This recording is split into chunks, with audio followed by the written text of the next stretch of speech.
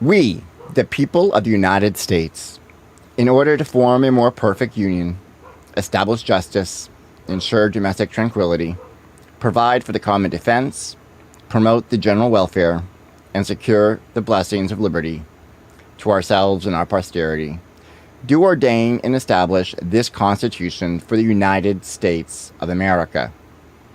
We the people.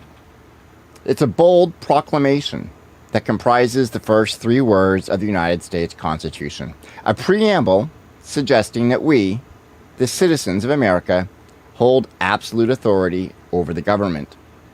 But who exactly is this we, the people?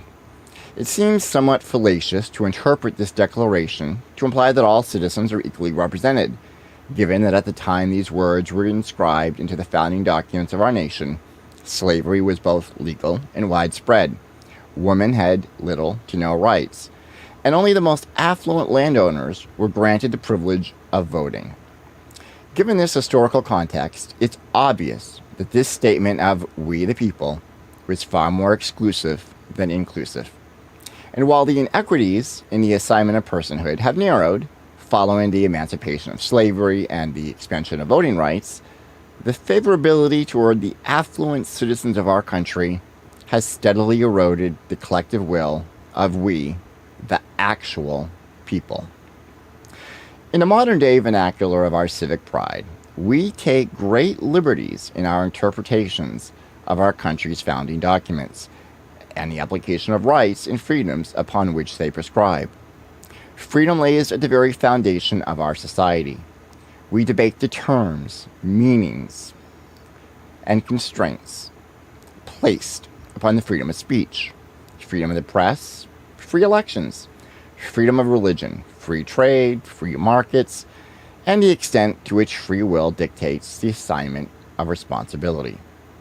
We parse the definition of freedom through the contextual terminology of economics, nationhood, politics, the law, and the other social systems and institutions that dominate the construct of the societies in which we live, each of which themselves remain muddled with inconsistencies and vague interpretations.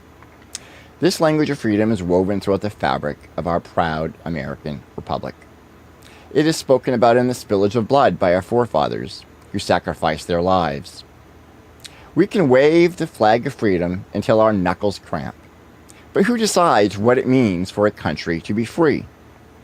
Now, most equate the United States Constitution with a declaration of robust freedoms afforded to the collective whole of our nation. But we fail to acknowledge that these freedoms are contingent upon the will of the people who have control of the definitions and the implementations. Where do our freedoms originate? Can we truly cry freedom when there are constraints, exceptions, and limits set upon our rights? And is the pronouncement of freedom not itself a curtailment of freedom? After all, the declarations of freedom are defined by those who pronounce it, and those who have the power to enact freedoms also have the power to revoke them. In this regard, freedom is as much a myth and illusion as it is a tangible and definable phenomena. It is something that is both promised and threatened at every turn, an ideal constantly being contested, narrowed, and shaped by we, the minority in control of this country. Poll after poll will show support that most Americans support a more reasoned approach to gun control, that a majority of Americans support prioritizing renewable energy, that universal health care is supported by over half the population. Dig deep into any of the major social issues and their proposed solutions, and you'll find that overall, Americans share more in common than what we are led to believe. And yet the will of the majority is constantly ignored and undermined. This disconnect does not depict a functional democracy and nation that is truly free.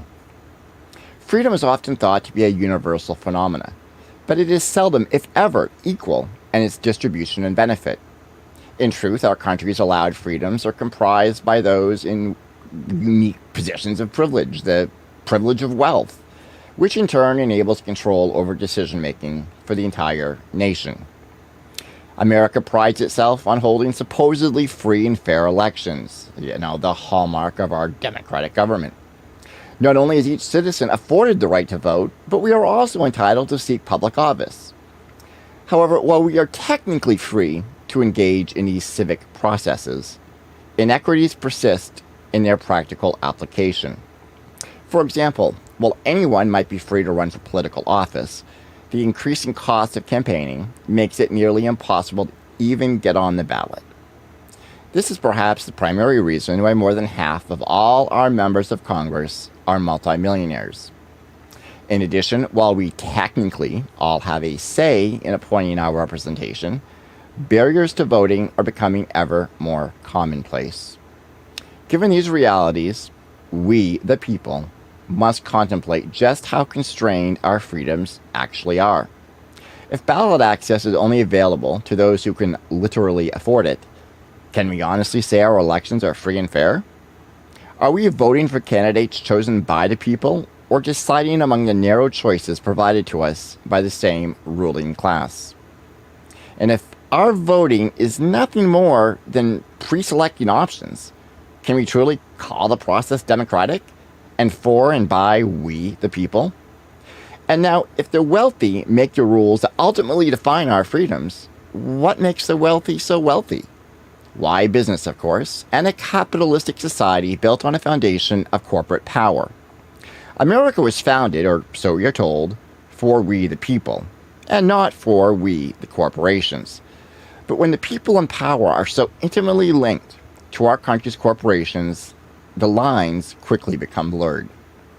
Did you know that for the first 100 years of our republic, corporations were highly regulated entities that were required to obey all laws, serve the common good, and cause no harm?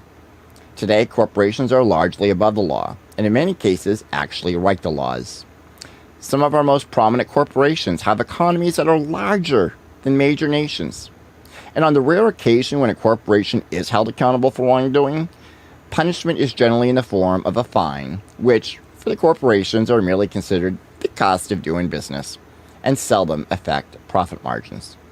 The same crimes committed by any of us, the actual people, would subject us to criminal prosecution. But corporations are not jailable, and the executives seldom face criminal charges. In other words, although the Supreme Court of the United States has bestowed the rights of personhood upon corporations through the infamous Citizens United decision, corporations share none of the same risks and responsibilities as a real human being. Corporations, via the nefarious utility of trade secrets, are even allowed to withhold information from the public, even though that information often poses immense consequences for public health and public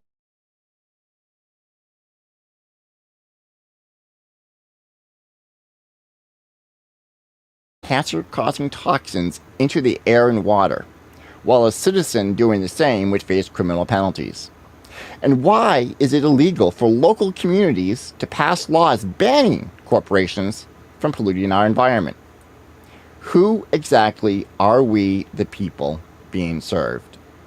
Richard Grossman, co-founder of the Program on Corporations, Law, and Democracy, notes that, quote, corporations decide how our food is grown and distributed, how we heat and light our homes, how we travel, what poisons we breathe and drink and eat.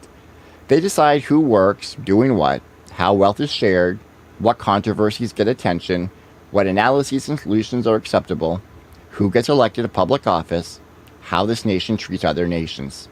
Why? End quote. Once again, we must ask, who is this we the people that we hear so much about? We the people often tell ourselves that our government isn't working, that it's dysfunctional and out of control, that we, the people, have lost the authority that one expects to have in a democracy. Sadly, we, the people, are wrong to think that our system is broken. The fact is, our government works precisely as it was always meant to, ever since our elitist founding fathers defined we, the people, as only themselves and others like them. The dysfunction that we, the actual people, perceive is intentional. The we, the people, mentioned in the United States Constitution It's more like a jury verdict, wherein a relative minority, which is the ruling class of the elite, are the we, pronouncing a claim of ownership over every vein of society.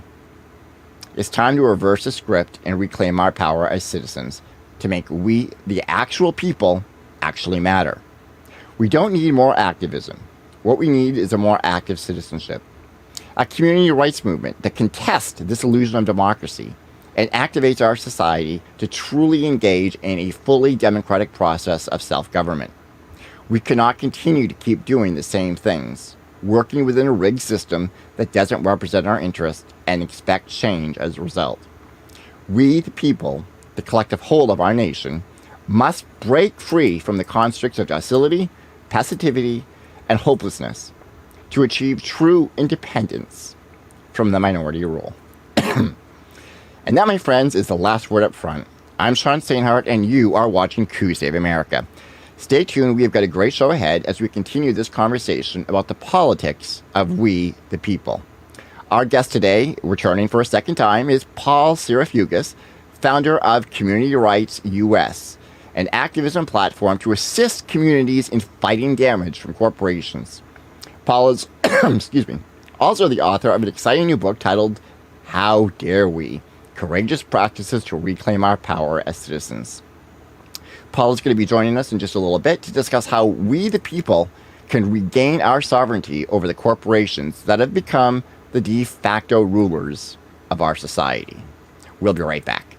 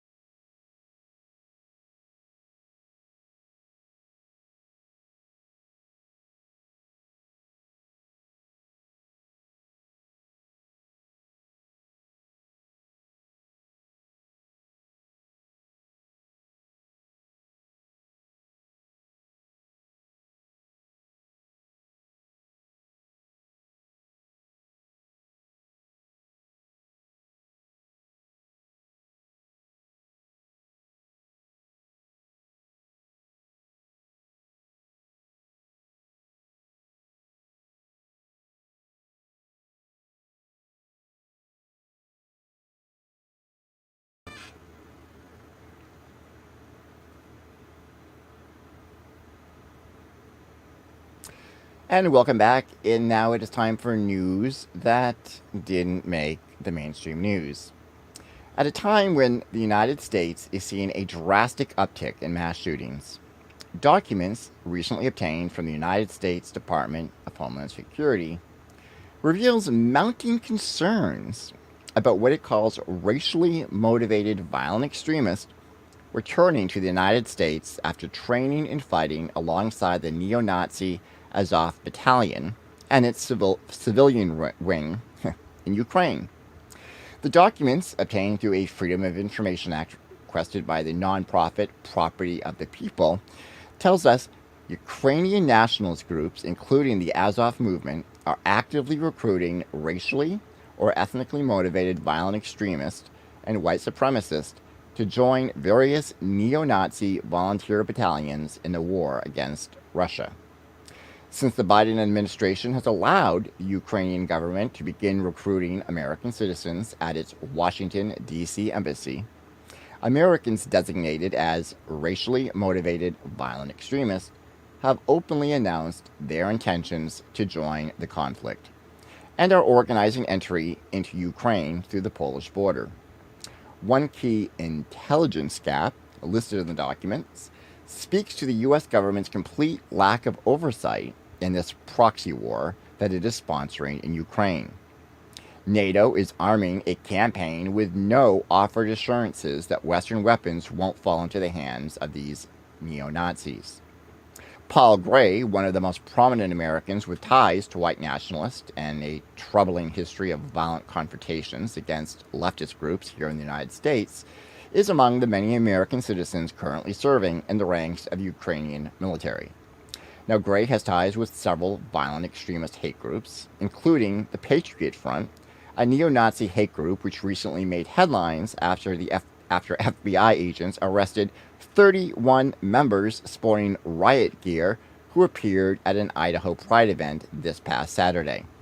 Gray is one of 30 or more Americans currently fighting with the Georgian National Legion, a unit that has been accused of committing gruesome war crimes in Ukraine.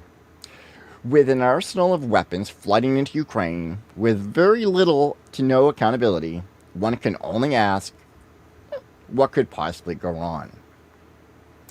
As the Gillian Assange extradition moves forward, pending final approval by the UK Home Secretary, a group of more than 300 doctors from 35 countries have penned a letter opposing Assange's extradition as medically and ethically unacceptable. The letter, sent last Friday, cites Assange's mini-stroke that occurred back in October of 2021, and notes that, quote, predictably, Mr. Assange's health has since continued to deteriorate in your custody. In October 2021, Mr. Assange suffered a mini-stroke. This dramatic deterioration of Mr. Assange's health has not yet been considered in his extradition proceedings. The United States assurances accepted by the High Court, therefore, which would form the basis of any extradition approval, are founded upon outdated medical information, rendering them obsolete, end quote. The doctors charge that any extradition under these circumstances would constitute negligence. They write, quote, under conditions in which the UK legal system has failed to take Mr. Assange's current health status into account, no valid decision regarding his extradition may be made by yourself or anyone else. Should he come to harm in the United States under these circumstances, it is you, Home Secretary, who will be left holding the responsibility for that negligent outcome. End quote. The Assange extradition represents yet another threat to free speech and the free press as the United States government seeks to prosecute whistleblowers and crack down on an independent press that dares to challenge the official narrative of the United States and disclose information that the government would prefer to be kept secret. In the past month alone, we have seen the now disbanded Disinformation Governance Board, to be housed within the Department of Homeland Security, which was purported to serve as a means of, quote, standardizing the treatment of disinformation by the agencies it oversees, end quote. The move by the Biden administration was largely condemned as an effort to police Americans' protected speech. Both Democrats and Republicans, unfortunately, have been assaulting free speech in recent decades. In the past year alone, we have seen Republican state legislators either propose or pass into laws bills such as Florida's infamous Don't Say Gay bill. See, I didn't say gay. And the Stop Woke Act, which would prohibit teachers from espousing opinions in line with the state's interpretation of critical race theory. Another bill in North Carolina demands school workers report kids to their parents for supposed gender nonconformity. In Virginia, lawmakers are trying to force Barnes & Noble to stop selling books like Gender Queer based upon their obscenity laws. Now, Democrats, for their part, are also cheering on censorship. For example, New York just passed what they call the most comprehensive gun control legislation in the nation for many decades. It includes a provision by New York State Senator Anna Kaplan that requires social media platforms that are operating in New York to monitor and report hateful conduct. The legislation poses serious threats and implications for free speech. All of this really brings us back to the question of we, the people. What does that mean? Who are we, the people? It seems quite evident, at least to me, that corporations have amassed an unprecedented and certainly unwarranted level of control over our country. Today, that in just a few minutes, we're going to be joined by the author, Paul Cienfuegos, who has written an amazing book. This book, How Dare We? Courageous Practices for Reclaiming Our Sovereignty Over Corporations, to be honest with you, is a very inspiring yet infuriating book, because it really speaks to the erosion of our democracy, and it also kind of speaks to the founders' intentions. And some of the things that you'll be quite shocked to learn is that we actually have two constitutions. That's right, two. Furthermore, we don't have direct democracy, and we are not a democratic republic. And the founding fathers, as I said earlier in my monologue, were elitists. They were among the same 1% of their time that we hate and fear today. Corporations own the majority of the mainstream media, feeding us information, determining what we learn, what we know, and how. More and more corporations are intruding upon our education system. And all of this comes with tremendous consequences for our so-called democracy. The question, of course, is how? How do we fight back? How do we regain power, especially some of the powers that the founders never actually intended? The Constitution is, after all, about property rights over the rights of we, the people. Throughout the book, Paul talks about this extraordinary history, a history of America that remains largely untold, one in which lays the groundwork for the corporate control that we have today. We're going to take a quick break, and we'll be right back.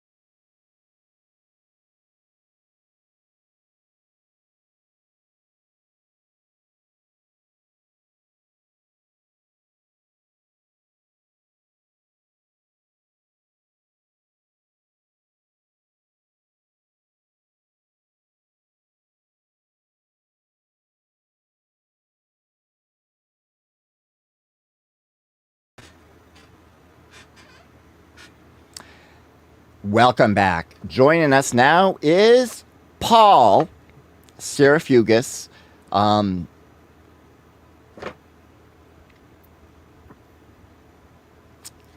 Give us a few minutes here, a few seconds, hopefully.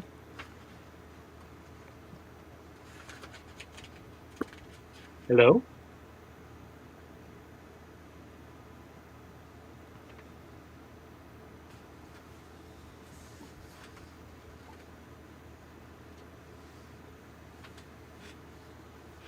Paul, are you there? Yes, I am. Can you hear me?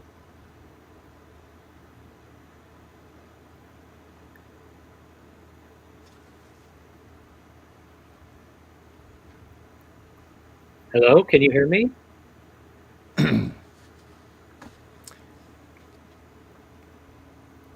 Seems like we're having a few technical difficulties. Just bear with us, folks. I can hear Paul. I don't know why you can't hear. Hello?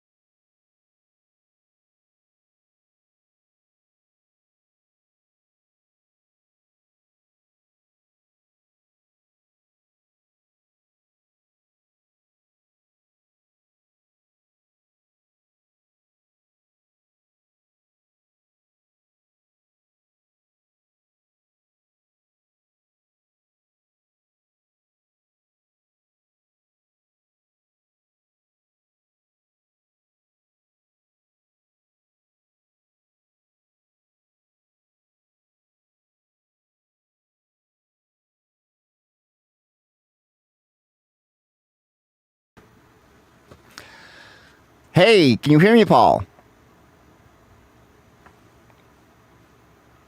Okay, hold on. I'm still not able to hear you.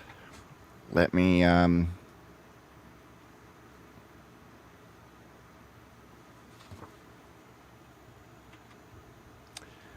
let's try this. Can you hear me, Paul?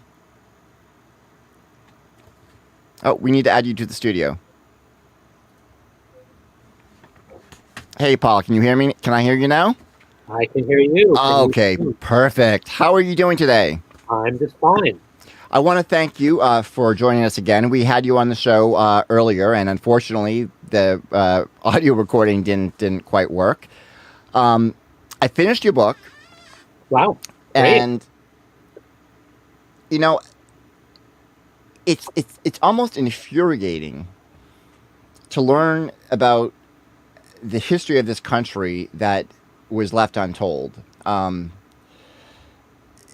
spoke earlier in my monologue about having, and this was again totally new to me, about how we have two constitutions. Can you talk a little bit about that? Because I think a lot of people are going to be quite shocked Yeah, to learn about this.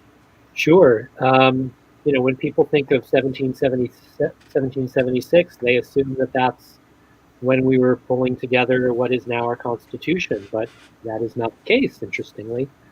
1776 is Declaration of Independence, and it's when the so-called Founding Fathers started to organize our first Constitution, which was called the Articles of Confederation and Perpetual Union.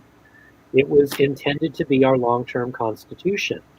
It was much more democratic than our second Constitution, our current one. Some examples of its being more democratic, to a large degree, people fought in the revolution not to replicate empire in the New World, but to create actual democracy for human beings, which they hadn't experienced in Britain. And so, for example, there wasn't an executive branch in the first Constitution, no president who could overrule everybody. There wasn't a permanent Senate. There were no permanent courts. There was no Supreme Court, because the founders thought, why would you allow courts to overrule an elected body of representatives? Well, what could go wrong with that idea? What could possibly go wrong? And so for the first 13 years or so of our existence as a nation state, we had a strong state, weak federal system. So we were states confederated, articles of confederation. And the system actually worked really well. The country couldn't go to war unless there was unanimous agreement among all the states. Imagine that. We wouldn't have been invading countries for the last 200 years if that was the rule. That did not work for these systems of strong state, which presumably also meant strong local, right? Local governance, local self-governance was core to the original Articles of Confederation and Perpetual Union of the Constitution. Those among the so-called Founding Fathers who were not excited about this model immediately started working against it when they realized that you really couldn't replicate empire in the New World if you had strong state and weak federal system. And so they then proceeded to start challenging the system behind the scenes. And they ended up organizing a political coup which violated the Constitution. The Constitution had articles which explained how you amend it, just as ours does, but they didn't do that. They ended up meeting in secret in Philadelphia. Well, the meeting wasn't secret, it was the Philadelphia Convention, which is actually a very famous meeting. But what most people don't realize is that the Philadelphia Convention happened behind locked doors, and they threw out the existing Constitution, which they were not empowered to do by the states who had sent representatives to the convention. And they wrote a whole new one from scratch, thus completely violating the way that you amend the Articles of Confederation. And so we've ended up with, since the Philadelphia Convention, a convention brought to us through political coup. And then after they did that, They then had to go back to the 13 states to get it ratified, and that's where the fireworks began, because they were all in agreement that we needed a strong federal, weak state system, but that's not how the public felt. I want to, let's see. Oh, I wish I had ready for me, but I don't. There's a wonderful quote by, I think I can actually find it pretty quickly, by a man named, let's see here. Here we go.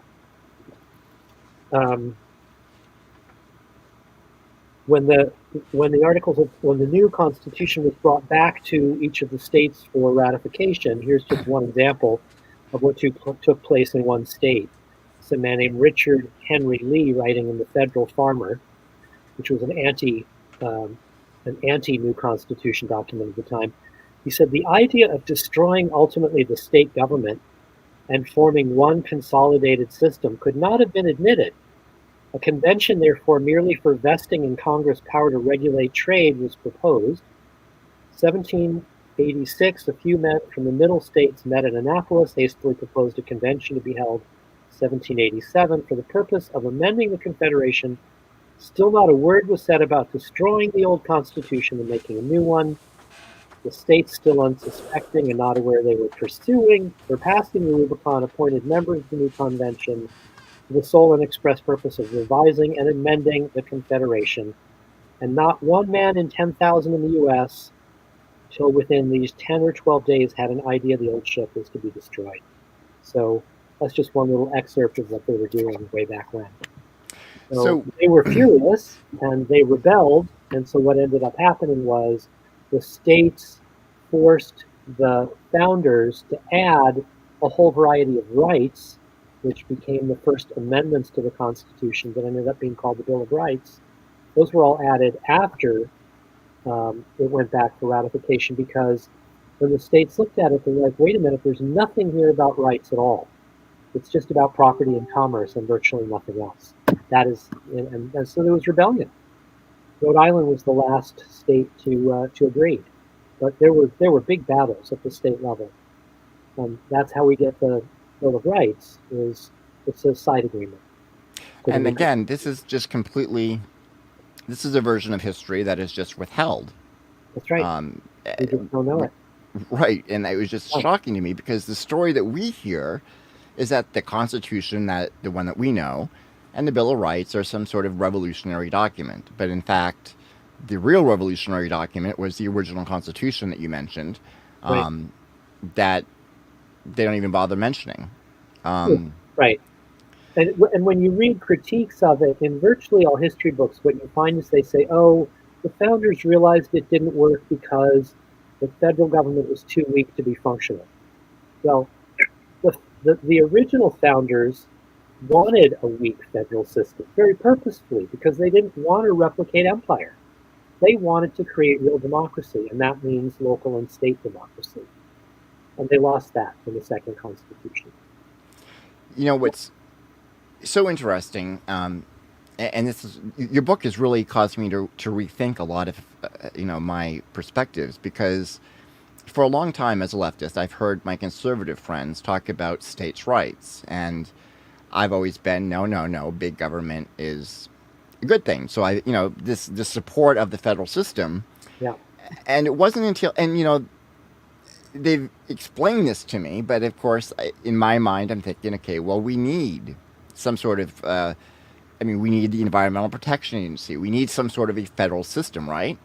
But your book actually makes a very good case that that's not what we have, and that's not how the system works. So how do you contrast this with this conservative idea of states' rights versus the federal system? Is that what you're talking about in your book, or are we talking about something different? No, I think that's very much related to what the book is about. What I found, so first of all, I should say that I've led workshops and talks in hundreds of communities around the U.S. And a lot of them have been in rural conservative communities. And what I've found culturally is really interesting. What I've discovered is that progressives and liberals run to the federal government for environmental and labor protections, and conservatives tend to want that protection, that law, at the state or local level because they trust it more at that level of governance. But they both progressives and conservatives want clean air and water, safe food, functioning schools, et cetera, et cetera. So if you look at the issues through a local lens, you find a tremendous amount of agreement left to right. But the way that the left frames issues is incredibly alienating to the right. And the way that the right frames issues seems to scare the left. And so a lot of it is we have to really think about reframing. And to me, the work is really local. All political work ultimately is local, in my opinion. So what we envision in the community rights movement is a system that kind of just expands on part of what's already there, and I'll explain it to you. So we have something called federal preemption. So the feds set a minimum standard for environmental protection, labor law, minimum wage, etc. So the feds say, okay, the minimum wage, I think it's still $7.25 or some unbelievable thing, somewhere around there. Has been there for like 20 years, unbelievable. So the feds set a minimum standard of clean air and water, minimum wage, etc. And they say to the states, you're allowed to expand and raise clean air and water standards, minimum wage, etc. Well, there's no objection to that, I think, anywhere, right? The states can have a stronger minimum. They can't drop below the floor. They can't have a smaller minimum wage or weaker environmental standards. Fine. What we argue is that exactly that same model should then prevail between state and local. The local should be able to match or exceed environmental and labor standards, but they're not allowed to because the state and federal government preempt them from doing so. So here in Portland, Oregon, where I live, we have a housing emergency, as do most cities right now. Yeah. We desperately need tenants' rights laws passed by our city council. We have had a sufficient number of city council people that want that they would have passed it over the last years, but they're preempted from doing so because the state government, which is all overwhelmingly Democrats in Oregon, doesn't allow local governments to pass tenants' rights laws, right? So again, that violates the model that I just said that we desperately need. So we're not opposed to federal preemption or state preemption in terms of dropping below the standards that each sets, right? The floor, we're fine with the floor, but get the hell out of the way if we want higher standards for health, education, welfare. Yeah, you mentioned, I mean, some of the examples that I noted. And by the way, I think conservatives would agree with that. No, I think you're right. Progressives get scared around this stuff, which kind of blows my mind. Right, because we're not talking about, and again, I think you're right about the framing of the issue. Because, again, after reading your book, I'm like, wait, now I kind of get, I understand this a lot better. And you make a very excellent argument. I mean, some of the examples that caught me is a waste management corporation wanted to buy a landfill, and they wanted to turn it into an incinerator. And the only way to stop this was that the local community had to actually buy the land. Right. Another story is Walmart wanting to build on a floodplain that was in violation of local laws, and then the state comes in and right. I mean, yeah. So it's insane. It is insane because federal trumps state, trumps local. And our argument is that if you can't practice democracy in the community where you live, let's stop lying to ourselves about living in a democratic society. Oh, absolutely. And I mean, just the example after examples that you've given the book are just infuriating. Yeah. Because communities have lost, or I mean, I guess they never really had these exactly. Fundamental rights. They never really had them, except for that first 13 years where local governments actually had the authority. Can I read you another little excerpt from the book? Oh, please, yes, please. So this is kind of the Howard Zinn of a century ago. His name is James Allen Smith. He was a political scientist in the early 1900s. And on page 16 of my book, How Dare We?, there's this short excerpt explaining why it's dangerous to give local governments real power. These restrictions upon the powers of cities indicate a fear that too much local self-government might jeopardize the interests of the propertied classes. This attitude on the part of those who have framed and interpreted our state constitutions is merely an expression of that distrust of majority rule, which is, as we've seen, the distinguishing feature of the American system of government, i.e. distrust of majority rule. It is in the cities that the non-possessing classes, non-property owners, are numerically strongest, and the inequality in the distribution of wealth most pronounced. This largely explains the reluctance of the state to allow cities a free hand in the management of their local affairs. A municipal government responsive to public opinion might be too much inclined to make the public interest a pretext for disregarding property rights. State control of cities, then, may be regarded as a means of protecting the local minority against the local majority. Every attempt to reform this system must encounter the opposition of the property-owning class, which is one of the chief reasons why all efforts to establish municipal self-government have thus far largely failed. So it's basically democracy versus property rights.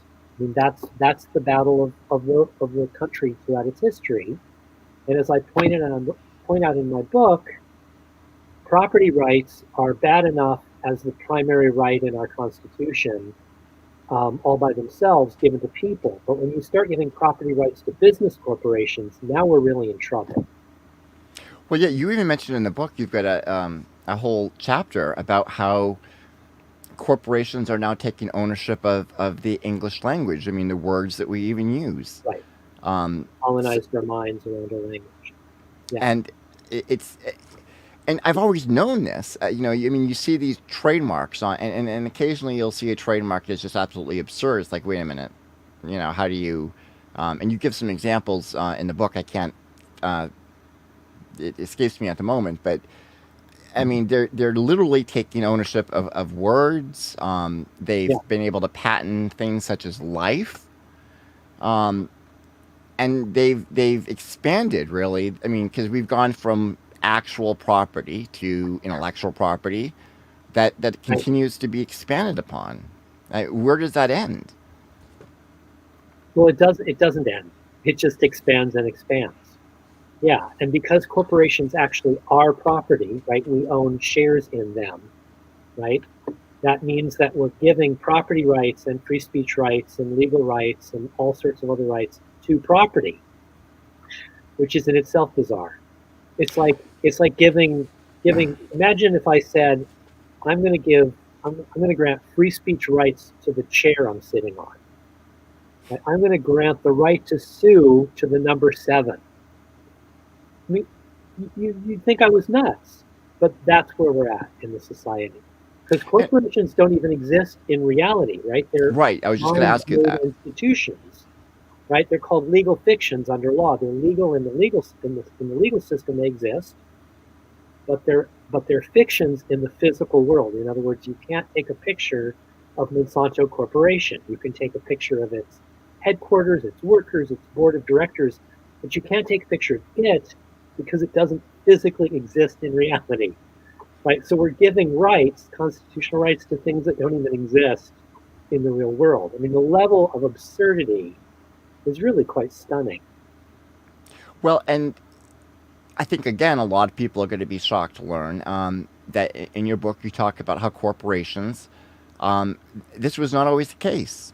Corporations were once highly regulated. They were highly distrusted by even, some of the founding fathers.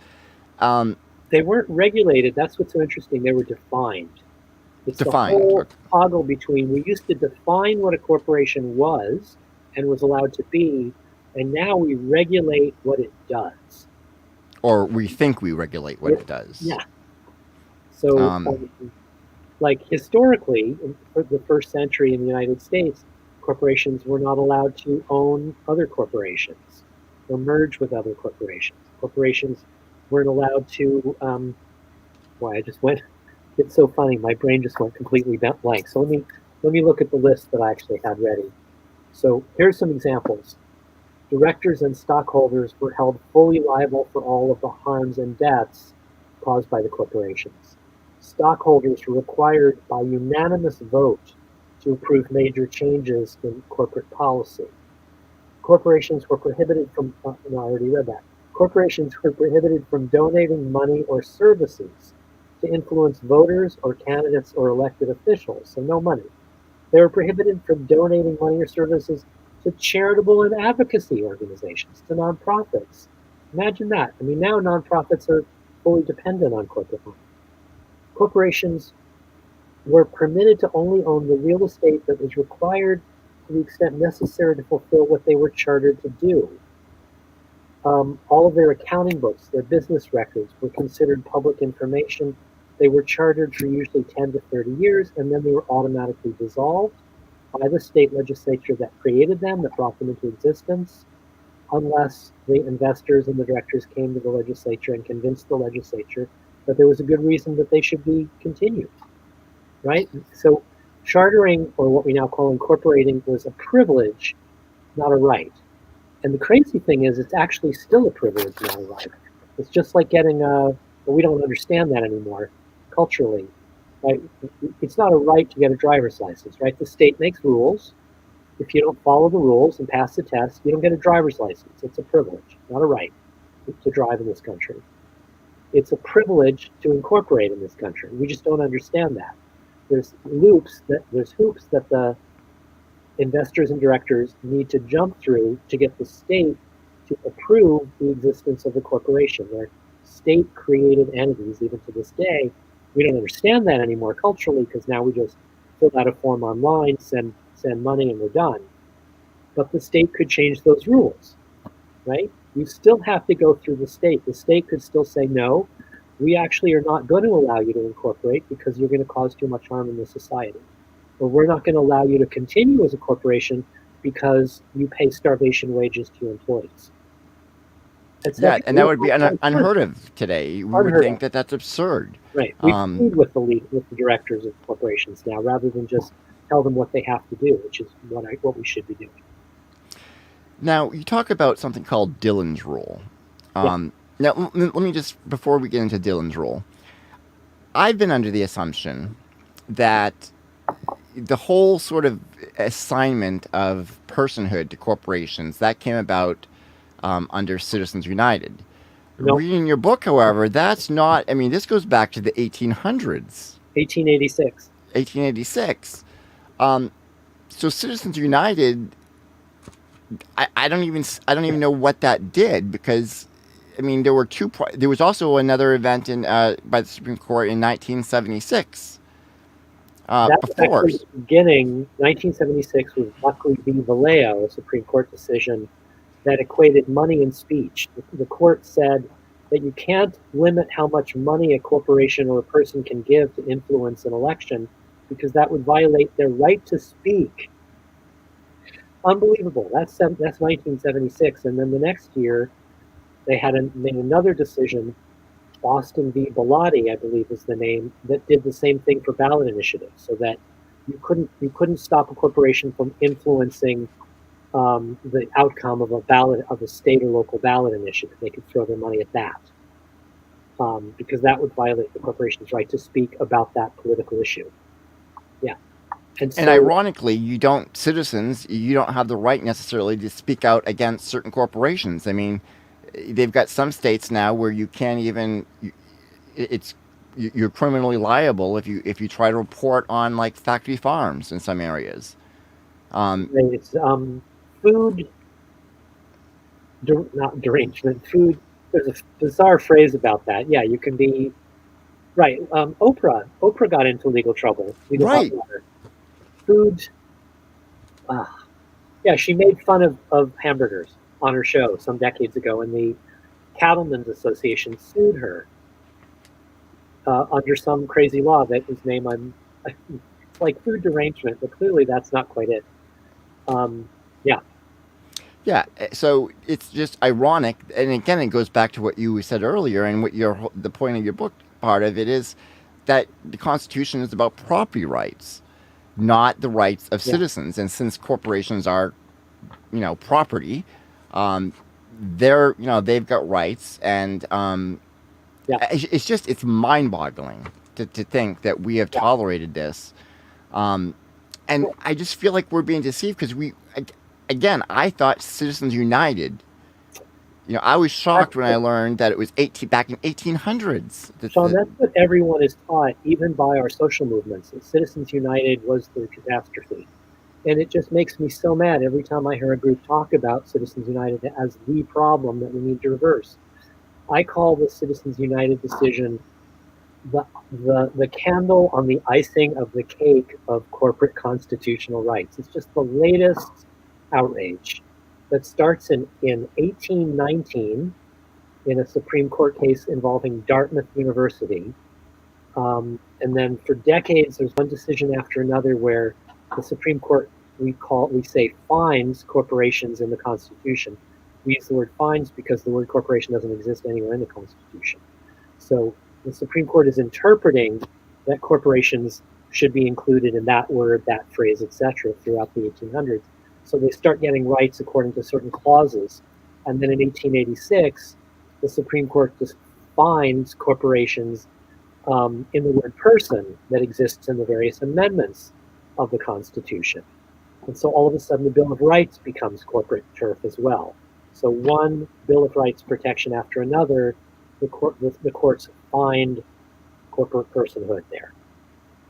So, and I'm realizing I have not given a comment about the book. Let me just tell people who are listening today that my book, which really is groundbreaking, and I hope that by now you're getting it, that you really should have a look at this book. It's called How Dare We? Courageous Practices to Reclaim Our Power as Citizens. It's an actually really fun read. It's full of dozens of essays and speeches that I published. And you can find out more information about it by going to www.communityrights.us/howdarewee. communityrights.us/howdarewee. And the cost is only $17.76. The book, it's, it is a fun read. It's not a dry read at all. It's, I want to use the word poetic. You're a very good writer. Thank you. It's informative, and it is kind of infuriating because you're like, wait a minute, this is stuff that I know. Yeah. And it just reveals how we've been lied to. Again, we've got the corporate media, and again, the way you explain the whole, and I encourage people, you have to read the book if you care about our democracy, and if you want to actually make a difference and learn how we can fight back. This is the book that you need to read, and it's just a fascinating history of our nation and how we can actually build an actual democracy. And as someone that comes from a sociology background, I've always believed that change starts at the community level, and yet it took your book to kind of clear, in my mind, like, oh, wait a minute, this whole states' rights, and it's a lot more complex than what I had thought, and it's certainly different from the framing that we hear. So let's talk about Dillon's Rule, because that to me is really a pivotal moment that changed quite a bit. Can you talk about that a little bit? Sure. In the late 1800s, there was an Iowa State Supreme Court judge named John Forrest Dillon. He's on Wikipedia. You can find out more information about him there. And he was, so he's one of the Supreme Court justices in Iowa. And he comes up with an idea, which he turns into a rule, which ends up being referred to afterwards as Dillon's Rule. And Dillon's Rule says that the authority of local government is entirely defined and limited by state government. That local government has no inherent authority of its own. Its entire authority is defined from above by the state. that the local government, he says, is a mere tenant of the state, like a landlord-tenant relationship. We know how unequal that relationship is. And he starts to quote Dillon's his own rule in his court cases, and then the Supreme Court starts using Dillon's rule in the early part of the 20th century. And so that's really the beginning of the end of local government having any real authority at all. And so we say in the community rights movement, and I describe in depth in the book, that there's kind of flip sides of the same coin. So there's Dillon's rule on one side, and then there's state and federal preemption on the other side. So state and federal preemption is that the higher scales of government preempt local government from doing a whole variety of things that state or federal government already regulates. So, for example, if the State Department of Forestry regulates logging and allows clear cutting as a method of logging, which is a totally destructive form of logging, a local government shall not prohibit clear cut logging because it's regulated by the state. And to regulate means to legalize, to normalize, right? You don't regulate something you're prohibiting. So we have all of these state and federal regulatory agencies that are fundamentally anti-democratic in nature, in that none of their leaders are elected by the public. They're all appointed by governors or presidents. And they're giving authority to corporation after corporation to cause harm in a whole variety of ways through permits, which permit the harm of people and nature. So the state or federal regulatory agency says, we're going to permit this manufacturing plant to pour X parts per million of arsenic into the air every day as a so-called safe level of harm, a safe level of poisoning, and that legalizes the poisoning up to a certain quantity, right? And so you're now regulating or normalizing or legalizing the poisoning of people and nature by a corporation. And in effect, what you're doing as an agency is you're protecting that corporation to then poison the public and the people and nature. It's legalized poisoning and destruction of life on Earth. And so I took special note of this. The first regulatory agency had to do with the Interstate Commerce Commission, I think. Correct. And it's remarkable because they're so transparent. Charles Adams, who is the president of Union Pacific Railroad, wrote, quote, "What is desired is something having a good sound, but quite harmless, which will impress the popular mind with the idea that a great deal is being done, when in reality, very little is intended to be done." And that was in response to the first regulatory agency. I mean, again, it's so transparent, and yet it's mind-boggling. Yeah, you can't make this stuff up. Exactly. And you look at, today we look at the federal drug, the Food and Drug Administration. That's just a roundtable of industry executives. I've learned that a lot of the people that have worked there that are in charge of so-called regulating the approval of drugs actually have patents. They're patent owners on the drugs that compete with what they're supposed to be regulating. Now, you cannot tell me that does not influence their decision-making. I didn't know that, and that is remarkable, but not surprising. Yeah, and there's examples like this over and over, and so yeah, there is. It's no wonder why people don't trust these regulatory agencies, because they're really not trustworthy. Right. They're basically industries that are essentially regulating, themselves. What people need to understand is that the entire arena of regulatory agencies was designed to appear to the public as a way of protecting the public from harm, when in reality, just the opposite is the case. That regulatory agencies were designed starting in 1886, like you said, with the Attorney General of the U.S. working privately behind the scenes with the railroad company executives to come up with a new system of law called regulatory law that would shield harms by corporations from public oversight. That's the purpose of regulatory agencies. So when you hear all these conventional single-issue activist groups today saying Monsanto has seized control of the FDA, or Archer Daniels Midland has seized control of the USDA, or a pharmaceutical company has seized control of that agency. No, they didn't have to seize it.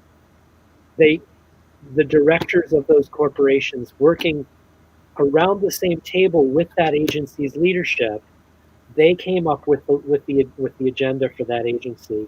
They wrote the policies, they wrote the regulations, and then to top it all off, the people who run those agencies are almost always ex-directors from the agency, from the corporations that are being regulated. It's unbelievable. There's no seizure of the agencies. They're designed this way. And again, single issue groups don't understand this to their peril. And so, you're just constantly hearing single issue groups doing the wrong kind of activism to try to get our democracy back. And we often hear our government doesn't work. Actually, no, the government does work. It worked exactly as it was intended. And that's the problem. And that's pretty scary. But that's a scary thing for somebody in the public to start to really realize. I'm going to do another plug for my book, if you don't mind. No, please. I want people to read this book. How Dare We? Courageous Practices to Reclaim Our Power as Citizens. It's only $17.76 to purchase, plus postage. And you can get more information and place an order via our website at www.communityrights.us/howdarewee. communityrights.us/howdarewee. It's an easy read full of short essays. No, it really is an easy read, and I really do mean it is very poetic writing, and it's not. I don't want people to think this is like a history book and something like, because it's not. It goes through a process of describing how we got to where we are today. It is. I've actually tried. I'm actually my third read into this, actually. Wow. Thank you. Because every time I've read it, there's so much to absorb. Yeah. There's a lot. And it you really, not only am I learning new things, but I'm also rethinking along the way each time I've read the book, because again, it is a lot to absorb. And I think the first read was a little bit infuriating, just because it's like, wait a minute, it's like when you're exposed to a truth that is so fundamental. I mean, again, like the two constitutions. So the first was just like, this is just infuriating that this has happened.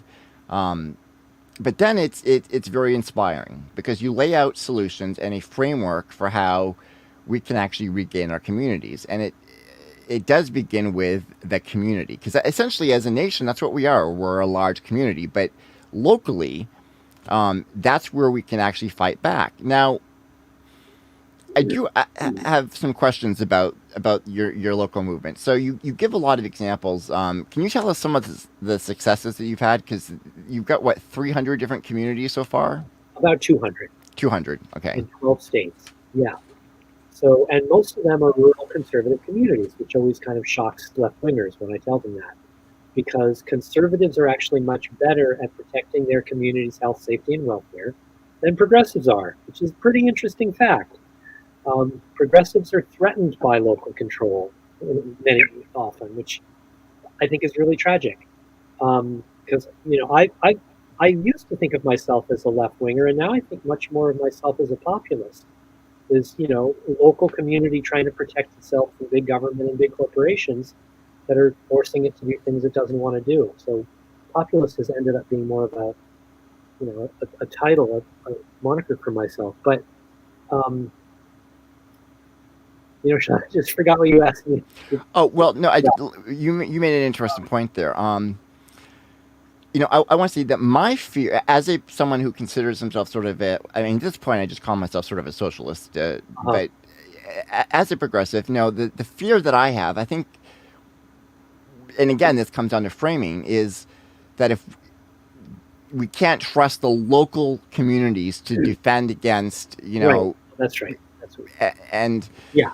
But that's kind of illogical thinking, because on the flip side of that is, okay, well, you've got a federal government and corporations, which are almost one and the same at this point, dictating that, no, you can't protect your water source. There's a story in Maine, where I come from, where Nestle Water, the Nestle company, is basically taking water that the rest of the public have to pay for, and they're taking it, and they're essentially getting it for free. For free, yeah. and that community has no say. I mean, the community has Yeah. made efforts to try to stop this and have failed. So I totally understand that. Now let me ask you though, is there not a threat? Well, okay, so you actually explained this already by saying that it's having the federal government maintain like a minimum standard is a good thing. So a Right. lot of the fears in that respect kind of, so we're not talking about eliminating federal government, We're correct? not. We're saying the federal government should have the authority to set a minimum standard for health, safety, welfare, labor rights, environmental protection. Minimum. Get out of our way if we want stronger standards at the state and local level. And how would the Supreme Court sort of come into that? Because that was one of my, I want to get to some of your successes, and Yeah. that's where I want to come in. Let's say that you succeed. So let's say that there's a community and like, no, we're not going to allow, this factory farm. Right. And so the local community decides this, and the state overrules them, but the local community does it anyhow. Right. Right. And you would ask me to give a bit of a history of these 200 communities. So let me kind of Yes. weave that back into, because that's what I'd forgotten about your question. So the movement starts in 1999 with Wells Township, Pennsylvania, which is a community of it's a township of about 500 or 600 people. And it's a family hog farming industry town. So family, not corporate. And they proceed to, my apologies, Sean, but I'm just noticing that I keep going blank. I'm losing my train of thought. This is an increasingly common problem that I'm having. I think it's my age.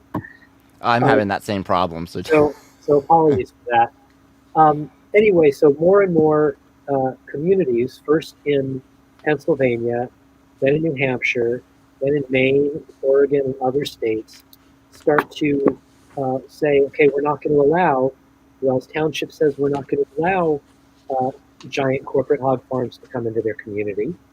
They passed the very first community rights ordinance. A couple dozen other rural Pennsylvania conservative communities banned factory farming of hogs in their community. Other Pennsylvania communities banned the spraying of sewage sludge on farmland in rural Pennsylvania. More How dare them? How dare they? Which is basically toxic sludge, but it's advertised as biosolids or organic fertilizer, amazingly. Then Pittsburgh, Pennsylvania is paying attention to this movement, and they're starting to get fracking site applications within the city limits. The city council bans any further fracking within the city of Pittsburgh, 7-0 city council vote. You mentioned Maine. I believe the name of the community in Maine that passed a ban on Nestle water bottling was Shapley. Is that right? Does Shapley sound like a familiar name in Maine? Possibly, yeah. I'm not familiar with it, but successfully banned Nestle's water bottling after Nestle had started to illegally do test wells on a piece of land that they didn't yet have a permit to test to do wells on, and they backed out. And what's interesting is in all of these dozens of early cases starting in 1999, the corporation doesn't sue, doesn't go to the state, they just leave. They go somewhere else. And in fact, of the 200 communities in a dozen states that have now passed these laws, only about 5% of them have ever been sued by the corporation or the state. Now, I don't think that's a long-term trend, because in the early days of this movement, a corporation can go somewhere else, and that's much less hassle than having to do with a lawsuit. And you're suing against a community that's passed a form of lawmaking that's never been seen by corporate lawyers before. We call it rights-based lawmaking, right? We're not using regulations. We're not using zoning. That's what they're expecting us to use to try to stop the harm by the corporation, right? Those are easy for corporate lawyers to overwhelm and push out of the way. We've created our movement has created its own form of local lawmaking, which we call rights-based lawmaking. So the corporate lawyers have to learn a whole new technique for challenging these, which they ultimately will do and are doing once we build up to a critical mass of these. So the lawsuits have started to come in, but like I say, only about 5% have ever been challenged. I don't think that Shapley, Maine ever lost its water bottling ban, for example. but local ordinances have now banned fracking in a whole variety of communities. Some have banned pipelines. We have had a law ready to use that would ban CAFOs, explicitly CAFOs, for a number of years, but no community has had the courage to try to pass it. Most communities, CAFOs are factory farms. Most communities throughout the Midwest are being assaulted by giant factory farms these days, but their local elected officials, who are almost always kind of good old boys, who are like third, fourth, fifth generation, the same last name as the previous generation, the same families that run local government in these rural areas for generations, and they're not brave enough to jump outside of what local government is used to doing and entertain the possibility usually of passing one of these ordinances. So I've done extensive work in rural Iowa, Wisconsin, Minnesota over the last half a dozen years. I've led workshops in dozens of counties in those three states rurally, and they don't have the ballot initiative in those three states at the local level. Only about a half of the U.S. states even run a ballot initiative. Yeah, that's 21 states, isn't it? I think it's 27, but 27. Not sure. So you have to get the local elected officials to pass the community rights ordinance, and in a lot of these places, they're not willing to entertain something so radical as these ordinances, even though we have this track record, right? If you look at the track record of local governments trying to stop a corporate harmful activity through a regulation or a zoning ordinance, they almost always fail. We've mostly won, so you'd think that local governments would be at least willing to try it. But part of the problem, I think one of the big problems, is they're terrified of being sued. And these are tiny, rural townships and towns of tiny little entities with very tiny budgets. And their feeling is if they're sued, that's the end of the town. Whereas from our perspective, as a community rights movement, we say, which should you be more afraid of? The destruction of the quality of life and the property values brought on by bringing, 10,000 hogs, 100,000 hogs that stink up the whole area, right? And you can no longer sell your property because it stinks so badly. Is that more scary, or is being sued by a corporation more scary? Right, because you're going to lose in either. I mean, essentially, if you don't, whether you're sued or not, you're essentially losing. You're losing your community. Right. Right. Your kids and grandkids, are not going to want to continue living in this area. So the culture of the community is over at that point if you let these horrible things happen. And so 200 communities, mostly rural, have decided it's less scary to do something that can bring on a lawsuit than to sit on their hands and do nothing and get the corporate harm that they fear. So let's just imagine now that a corporation did sue. Given the legal framework that we have and a Supreme Court that's moved substantially to one extreme, right? What would happen if a case did get to the Supreme Court? What could a community? I mean, could a community just decide to defy? Because essentially, can't you just defy? I mean, it seems like you should be able to defy a law that is unjust, that is affecting your community in a harmful way. That's absolutely right, and that's what we always endorse as a community rights movement. So our perspective is that if you allow, my brain just went blank again. I'm so sorry, Sean. No, hey, this is still a stimulating conversation.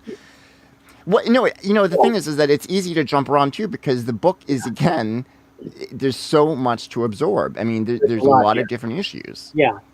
So our perspective is that if the judge, so basically you've got a local judge, that's where it starts, right? If the corporation sues, sometimes the state regulatory agency will sue the local government. So for example, it's a small town where Penn State is, State College, Pennsylvania. So here's an example. So the public and State College, Pennsylvania, very small town, enormous university, right, that dwarfs the size of the local population. Against the will of their mayor and their city council, the people of State College, Pennsylvania, many years ago passed a community rights ordinance that banned any further natural gas pipelines from being buried underneath their town. The university wanted to transition entirely to natural gas, and it didn't have pipelines in the middle of the town. The town's voters passed a community rights ordinance directly through the ballot box in direct opposition to the mayor and the city council, who claimed that they didn't have that authority, that it was absolutely outrageous, that it was unconstitutional, etc. So what happens next? They pass it by more than 60% of the vote.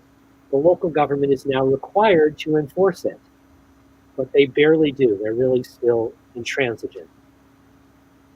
They say, and the same with the university president at Penn State. He says, we're going to start building the pipeline anyway. This is a ridiculous law. They're going to ignore the law that the public has passed. So what does the public do? They contact, this will date when this happened. They contacted the Wall Street, what was it called when there were encampments all over the country? Oh, Occupy Wall Street. Occupy, thank you. They contacted Occupy Wall Street and National Greenpeace office, and they said, could you please send people to our community to train us in nonviolent direct action? So, and they come and they get trained. Now, this is not an activist group. This is the public of State College, Pennsylvania, which continues to meet to try to figure out, after they've passed the ordinance, now they're being forced to figure out how to enforce the ordinance because their local government is refusing to comply, which is illegal, right? They passed a legal ordinance.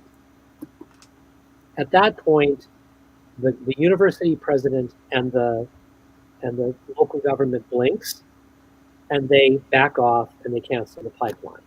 So that's one example of the public staying mobilized and insisting on enforcing the ordinance they've already passed.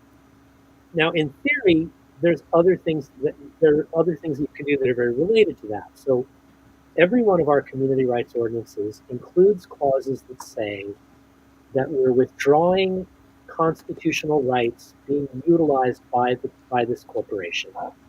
Right? That's part of what the ordinance is. It strips the state of preempting, and it strips the corporation of exercising its so-called constitutional rights over the people in that community.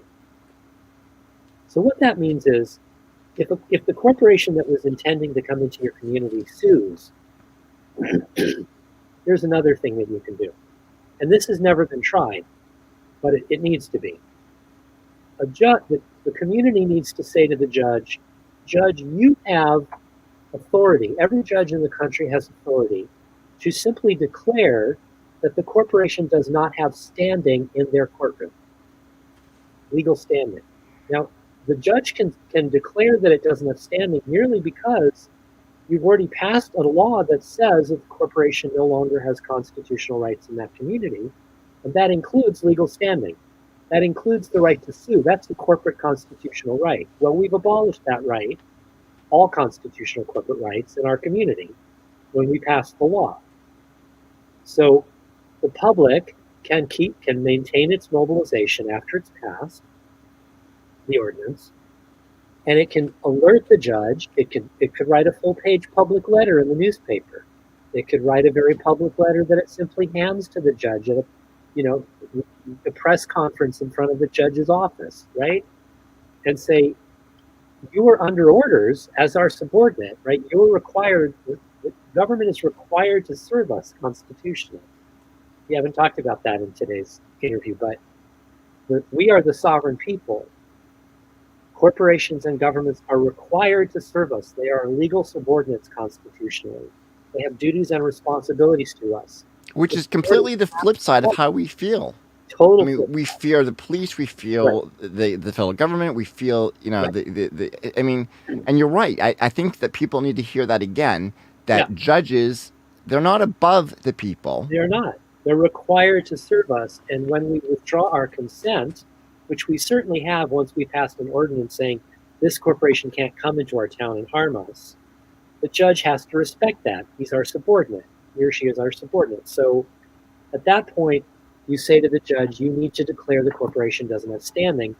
And in that same public letter to the judge, you say, And if you dare to ignore the will of the public, of we the people of this community, your decision, it will no longer be seen as legitimate in our community, right? Because we're going to withdraw consent of legitimacy from the judicial branch of our subordinate government. And so we will continue to enforce the ordinance, which we've already passed, if you ignore your authority to declare this company has no standing in our community in a court of law, right?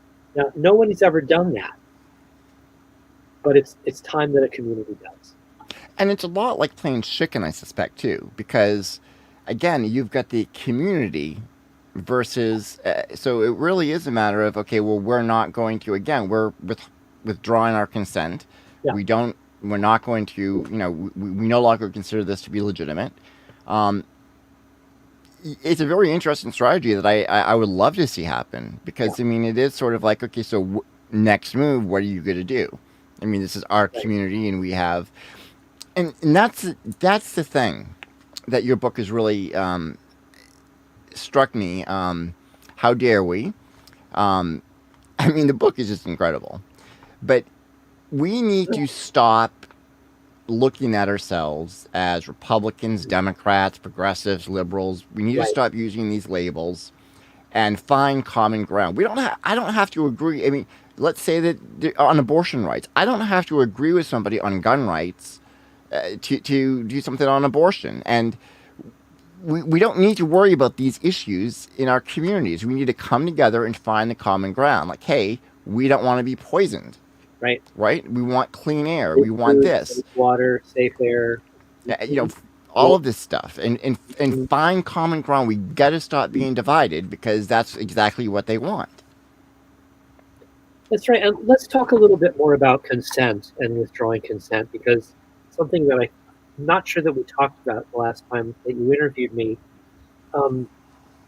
So when in our movement, we really want to challenge single issue, what we call conventional activism, which is a whole series of tactics and strategies that we think are utterly ineffective because they assume and concede that corporations legitimately have corporate constitutional rights.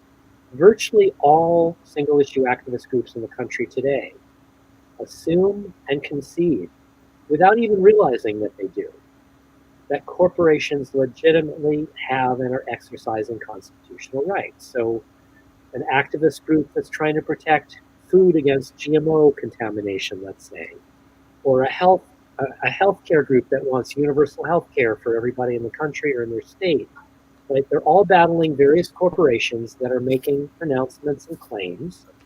That's corporate free speech.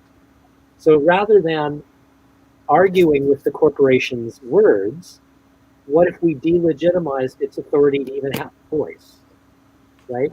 Rather than suing it, what if we delegitimize its authority to even be in a courtroom, right? These are all corporate constitutional rights that are not legitimate in a truly democratic society.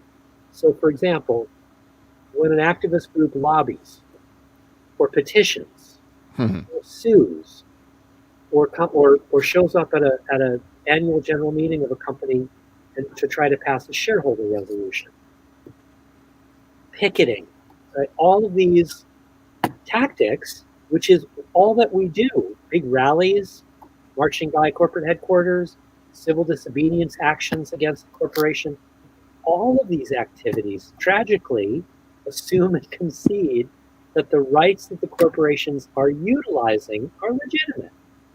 So what if we change? That's why this work is so urgent, because virtually every single activist group in the United States today isn't paying attention to the power that it could have if it stopped legitimizing corporate constitutional rights.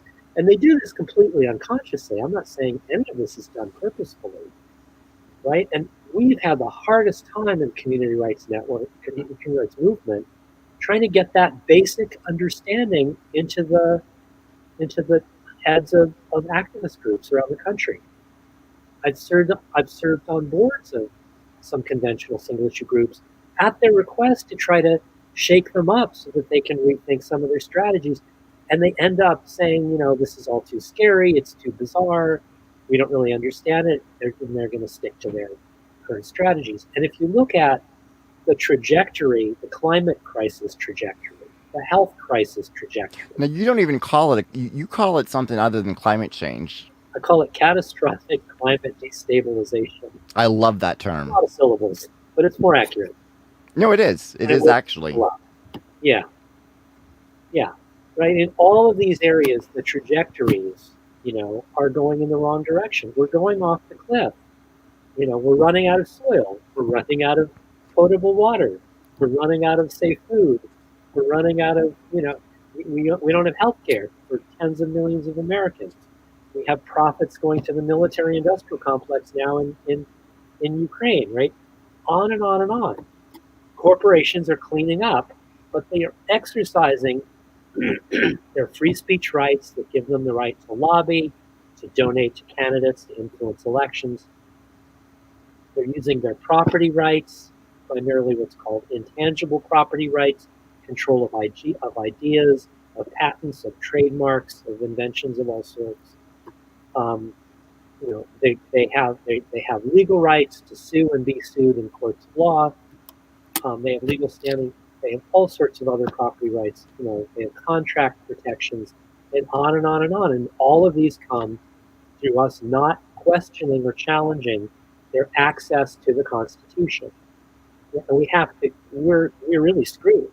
We're not paying attention to the structural causes of why these giant corporations have become the dominant institution of our society. We're really screwed. I don't think I would have been able to.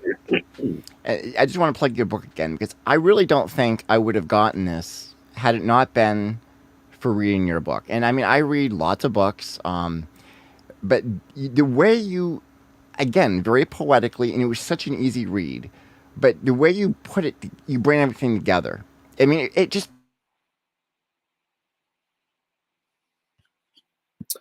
You just froze, Sean. I don't know if you can hear me, but you froze. Oh, there we go. Okay. No, I was just saying that I didn't. Had it not been for your book, I don't think I would have gotten this either. Yeah. Right? So, which is why people need to read the book, because I've always been one of those, well, you have to be a single issue advocate. So, you're involved in, climate change and healthcare. But as you say, where has that really gotten us? If you look at, nowhere. We're essentially just going in the reverse direction. We're not proposing that you drop your single issue. Right. People are passionate about certain particular issues. But it's the approach. Work on that issue. What are your tactics and strategies? Right? Your tactics and strategies must question the legitimacy of the corporation you're battling and the constitutional rights they're exercising. You would actually, I think you were in Seattle for the World Trade Organization, and you were in a march, and everybody around you was yelling, "This is what democracy looks like," and you were like, "Nope." And so you started chanting. What did you chant? This is not what democracy looks like. This is not what, because my argument was, we have to be in the streets with 100,000 people to get our subordinate government to pay attention. No, there's something wrong here. Not to mention the fact that there were police brutality, which you see all the time. And it shows that, again, the police are protecting. And this is not I'm not trying to diss on the police officers or whatnot, but the police as an establishment are there to protect the minority interests, the property rights. Right, and originally they were there to catch slaves and hand them back to their white owners. It was race-based policing. It was the origin of our police forces in the United States. And again, this is not to say that there are not good police officers. It's just to say that as the system itself is what corrupts. Mm-hmm. Exactly. Mm-hmm. Now, some of the things that this is going to be revolutionary to people. I hope you don't mind. This is from your book, and I think this is also a handout. Some of the things, for instance, like corporate, financial, and other records shall be fully accessible to all state legislators and other state officials. That sounds reasonable, right? Corporations shall not be allowed to own land, except when explicitly allowed to do so in order to fulfill the purpose of their charter, as you've already mentioned. But some of the things that I just think Some examples you give, for instance, as things that can be passed. Single-use packaging of any kind shall be prohibited unless it can be proven to be biodegradable. The maximum ratio between compensation of the highest and lowest paid employee shall not exceed 5 by 1. I mean, these are extraordinary, and some might. Native American treaty protected rights to access local lands and waters shall be recognized, honored, and enforced. Corporations shall pay all externalized social and environmental costs associated with their operations. Can you explain what external costs are? Because this is just extraordinary that people don't understand this. Yeah. So corporations internalize their profits and externalize their costs. So to externalize cost means you're producing something in a very toxic way, and you have effluent, you have poison poured into the water or the air, or it ends up in the food supply as a food chemical. You cause all sorts of harm. You cause cancers, you cause dead creeks and rivers, poisoned lakes. You destroy wild salmon runs, and now you have to spend public money to create salmon hatcheries to put farmed fish back in the water. Um, a lot of these chemicals are, a lot of the effluents are causing the climate catastrophe, and on and on. So, and that's an externality, right? It's Yeah, and if I do something, if I go out there and I damage property, right? Yeah. The government, the laws are going to hold me Right. accountable, You're and gonna yet a corporation can do this stuff, and we end up paying the bill. because they are permitted, i.e., through a regulation. They're legally poisoning you through a permit. I read somewhere that a McDonald's hamburger, a dollar hamburger, if you look at the externalities of that cost, Uh-huh. it comes out to be like $400 or $500 a burger because of the health, the health issues that come about that end up being subsidized by the people. Clear cutting of tropical forests to put beef in the Amazon, beef cows in the Amazon, on and on and on. Absolutely, those are all externalized costs.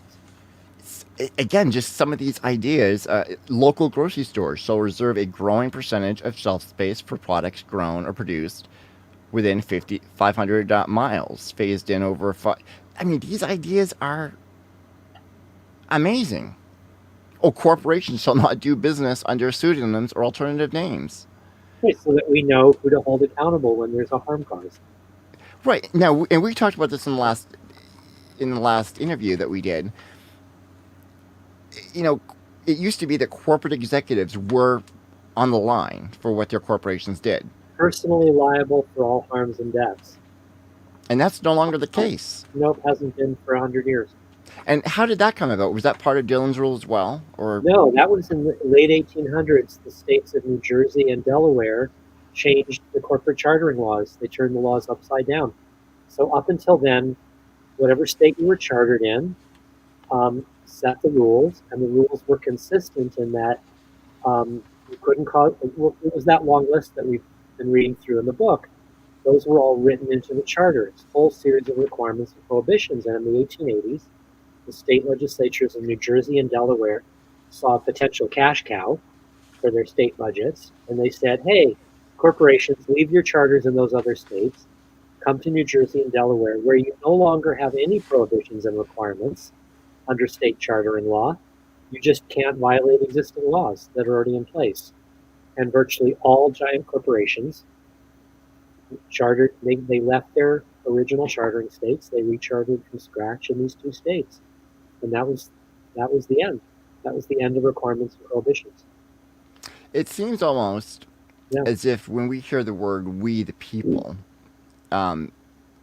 it's almost like that's like a jury verdict, right? Like the founding fathers, like no, we, the founding fathers, the elite, are dictating this set of rights for ourselves. Because again, it was about property, and it was about people need to remember.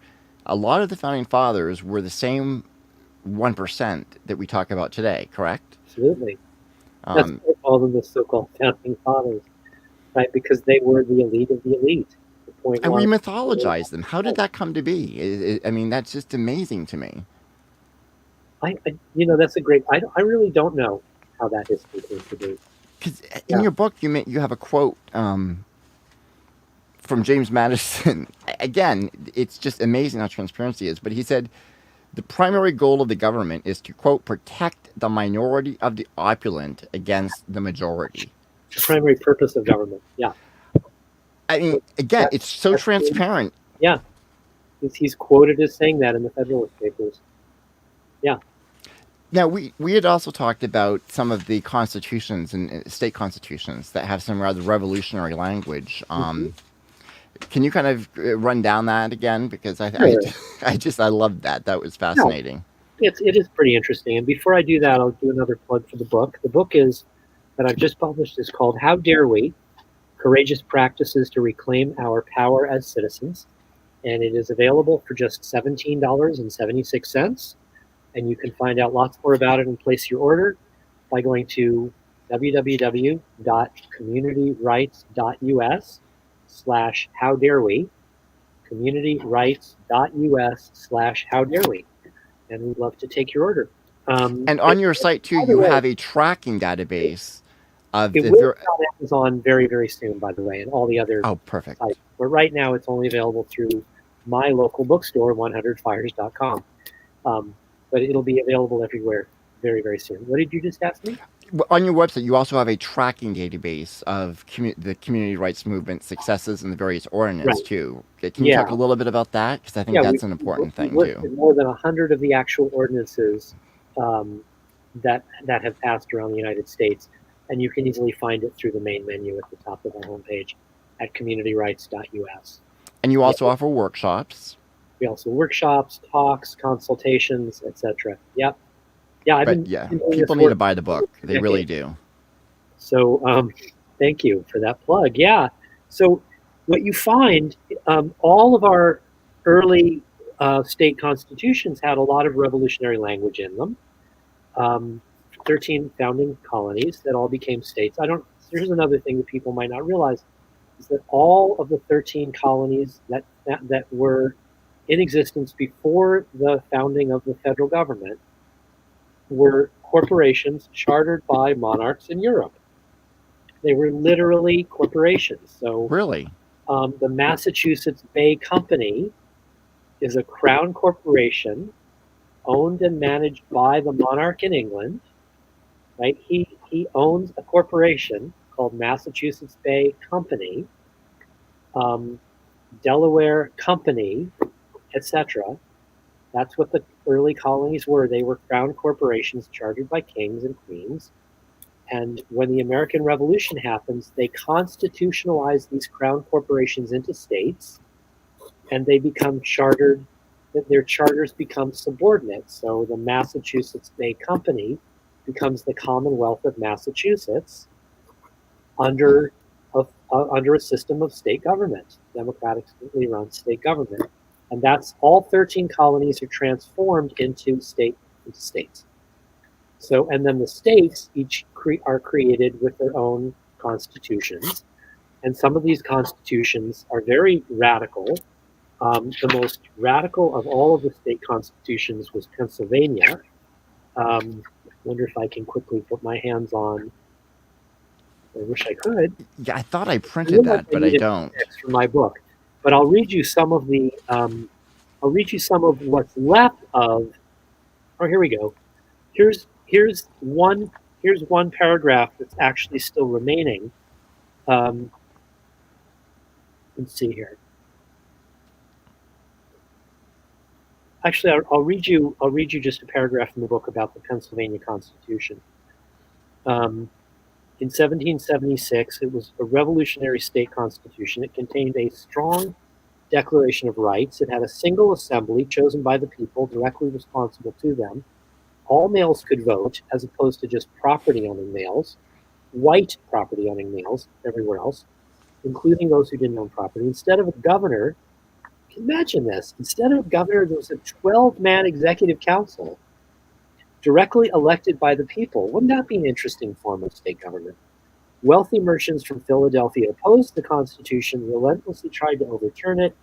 In 1790, the state legislature successfully but illegally overturned the Constitution and immediately moved to gut many of its democratic features. Here is Article 1, Section 2 of the Constitution that's still there. All power is inherent in the people. All free governments are founded on their authority and instituted for their peace, safety, and happiness. For the advancement of these ends, they have at all times an inalienable and indefeasible right to alter, reform, or abolish their government in such manner as they may think proper. So even today, this last remnant of Pennsylvania as a revolutionary state government, you have the right as the people in Pennsylvania to alter, reform, or abolish your government in whatever manner you think is necessary. Here's the equivalent to the Iowa State Constitution. This is current today. All political power is inherent in the people. Government is instituted for the protection, security, and benefit of the people, and they have the right at all times to alter or reform the same whenever the public good may require it. And one more example, New Hampshire, which has a very revolutionary history. Live free or die is on the license plates to this day in New Hampshire. They're not kidding. Article 1, all men are born equally free and independent. Therefore, all government of right originates from the people, is founded in consent, and instituted for the general good. In other words, it's not just as a government if there's no consent from the people. Right there in the first article. Article 7, the people of the state have the sole and exclusive right of governing themselves as a free, sovereign, and independent state. And this one's most amazing, and this is in the current Constitution of New Hampshire, Article 10, right of revolution. Government being instituted for the common benefit, protection, and security of the whole community, and not for the private interest or emolument of any one man, family, or class of men. Therefore, whenever the ends of government are perverted and public liberty manifestly endangered, and all other means of redress are ineffectual, the people may and of right ought to reform the old or establish a new government. The doctrine of non-resistance against arbitrary power and oppression is absurd, slavish, and destructive of the good and happiness of mankind. Amazing. The doctrine of non-resistance against arbitrary power and oppression is absurd and slavish. Yeah, and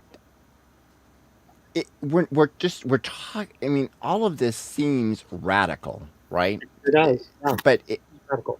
it's We have to ask ourselves not. why it seems radical. Exactly.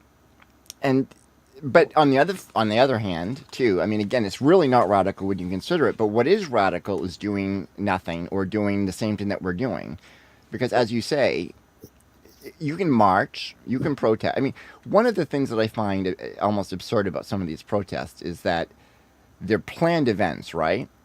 So the corporations or whomever you're protesting are like, oh, okay, well, it starts at this time and it ends at this time. Okay. I mean, on a Saturday. You're right. or nobody's in the office. Or any day of the week. It's exactly. They can outspend you. They can outweight you. They can. So, I mean, it might feel good, and I'm not saying that they don't. I mean, sometimes they do work, but for the most part, I mean, let's look at Starbucks, for instance, right now, right? Howard Schultz has said that they're not going to recognize, even though the law states that they have to recognize these unions. He's like, yeah, no, not doing it. Whatever. And yeah, the question is, do we let him get away with that? And again, it is illegal, and we as the community, and this is part of, I think, these unionization movements are happening at the local level. That's exactly right. Yeah. And the National Labor Relations Board is the regulatory agency that unfortunately is doing the same thing as all the other regulatory agencies. And depending on who the president of the United States is at the time, you either have a director who cares about workers' rights or who does not. And we have a current director who kind of cares about workers' rights. That's what a Democrat government puts into place. And Republicans put into place anti-worker directors at the National Labor Relations Board. Or they don't fill the seats at all, and so the board can't even function. Many of our agencies don't even have quorum at this point, even after a year and a half of Biden in office. Well, Yeah. right. I mean, Biden has been very disappointing. He's a corporate Democrat. Yeah. And that's what most of the party is at this point. We have two basic corporate run and corporate funded parties. It's No, just right. that's it. They're very. Most of the differences, I think, are performative. Yeah. Right.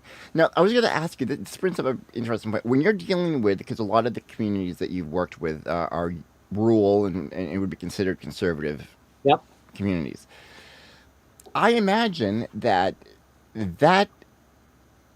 their perspectives are probably far different from what say a Republican congressman would be, right? Because I mean, we're led to believe that Republicans are anti-worker, they're anti-this, they're anti-that, but that's not the case at all, is it? When you actually get on the ground. This is what the left doesn't understand is that working class right wing people are actually very similar to working class left wing people on an awful lot of issues. The national leadership of the Republican Party doesn't give a shit about the grassroots Republican voters. That's why the culture war is so important, because they can get the left and the right to focus on culture war issues. Then we actually will never be able to see each other as allies, voters across the political spectrum. And the same is true for the left, for the Democrats. We want to think that the Democrats are progressive federal leadership, but they're not. They're just less right wing corporatists than the Republican leadership. So no, I absolutely agree with you. The federal leadership isn't at all like the voters, and doesn't represent the voters, and doesn't really care about the voters. Their primary constituents, both Dems and Republicans, are the corporations that fund their campaigns. Right, and both sides are using the culture wars to divide. Both sides. Yeah. Yeah. We have much more in common than we have opposition. So I'll be sitting in I'll be put up in a home by a couple in a rural area who are Trump voters. And they're housing me for a couple nights, and they're coordinating my workshop, and we're watching Fox News on the TV together, and they're feeding me dinner and breakfast, and they've organized a great workshop, and the workshop is probably 20, 30, 40 people who are 70 or 80% Republican, 20 or 30% Democrat or independent, and they're all working to stop the mine or stop the factory farm or stop the pipeline. Like, what's the problem? There's no problem here. We're working together at the local level, and I always assume that they probably know that I'm a left-wing guy. Doesn't matter to them, doesn't matter to me, right? We're working on an issue together about protecting their community from being destroyed. Yeah, we need to stop thinking of ourselves as left, right, center, and we're citizens. We're stakeholders. Exactly. I mean, and as stakeholders, we are affected the same way by these issues. We may have different ideas as to how to solve some of the problems, but we are we the people. We are the sovereign people. And we need to take that back. Authority.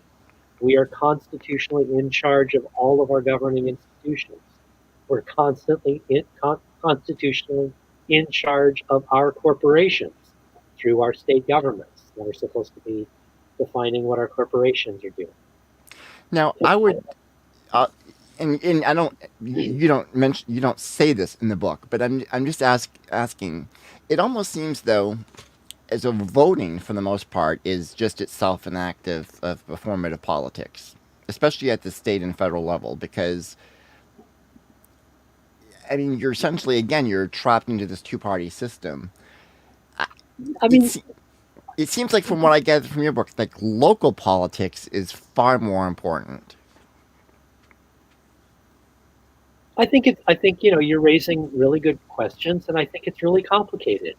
But yes, I mean, ultimately, I think that local government, local elected officials, local ballot initiatives, if you're in a state that allows ballot initiatives, are the most important work that you can be doing. And then working on those campaigns and working on issues at the local level, because all great social movements start locally.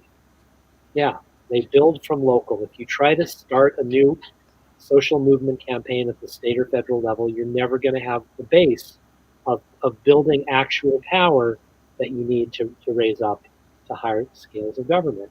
So I don't think that, there's this phrase, if voting could change the system, it would be against the law. I don't really agree with that, at least at more local scales of government, and certainly on ballot initiatives, right? You can put all sorts of really radical stuff in a ballot initiative. I don't agree that it should be as hard as it is to get a ballot initiative on the ballot. In a major city, you might have to collect 100,000 signatures just to get it on the ballot. I think that's ridiculous, right? I think that process needs to be a lot more democratic. It should be much easier, right? We need to get corporations out of the ballot initiative process entirely, right? No money, no political speech, etc. But we need to much more democratize the ballot initiative process. I mean, I'm in a city of 700,000 people, I think, Portland, Oregon. They need something like 80,000 signatures to put something on the ballot. To do that, you end up having to raise $500,000 to pay signature gatherers, because with all the volunteers that you can find, and sometimes something's very popular and you got hundreds of signature gatherers volunteering their time, you still can't get 80,000 signatures. It's just too much work, right? And so you end up getting a third or half of those signatures through paid signature gatherers. That's ridiculous, right? We are the people. This government is required to serve us, right? I understand that you shouldn't be able to put something on the ballot that nobody's thought through, or that only 5 people think should be on the ballot, right? There's a middle ground here, right? How about 500 signatures or 1,000 signatures to put something on the ballot? Something that you can easily do with volunteers and a couple $100 or $1,000, right? Like, don't make it, too easy, but don't make it ridiculously hard and expensive either. And you can also have additional processes in place if need be too. Exactly. But the system that we have is designed to prohibit rather than it's to minimize. Right, even the ballot initiative is minimized by state and local government. It's made much more difficult. And some state governments have actually overturned ballot initiatives, the will of the people. That's right. I mean, Washington State has in its state constitution the guarantee of a ballot initiative. It's actually written into the state constitution. Doesn't matter, right? You put something on the ballot that you collect signatures for, and the courts will overrule it as unconstitutional.